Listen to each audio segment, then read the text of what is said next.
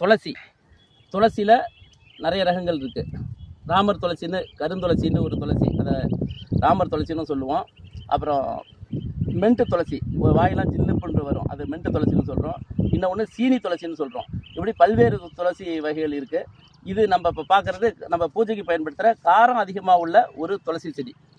இந்த துளசி சளி இருமலுக்கு வெகுவாக பயன்படுது. அதனால தான் பெருமாள் கோயிலில் நமக்கு 4 துளசி, கொஞ்சம் பச்சை கற்பூரம், ஒரு ஏலக்காயை தட்டி போட்டு கொஞ்சம் தீர்த்தம் தர்றாங்க. அந்த தீர்த்தது நமக்கு கொஞ்சம் தீர்த்தமே சளி இருமல் நிற்குதுன்னா இதுக்கு எவ்வளோ மருத்துவ குணம் இருக்குங்கிறது நம்ம பார்க்கலாம். இதை நம்ம வீட்டில் அனைத்து வீட்லேயும் இது வச்சு வளர்க்கணும். ஏன்னா இது ஒரு அரச மரம், பெரிய அரச மரம் கொடுக்குற ஒரு ஆக்சிஜனை இரவு பகலாக எந்த நாளும் கொடுத்துக்கிட்டு இருக்கிற ஒரு செடி. அதனால தான் வீட்டில் வச்சு அனைவரும் வளர்க்கணும். வளர்க்க வேண்டிய செடி. இன்னார் தான் வளர்க்கணும், வளர்க்கக்கூடாது அப்படிங்கிறது இல்லை. ஏன்னா அரச மரம் கூட சில காலங்களில் இலையை கொட்டிடும். இது இலையை கொட்டாது, வருஷம் பூரா பூ பூக்கிற ஒரு செடி.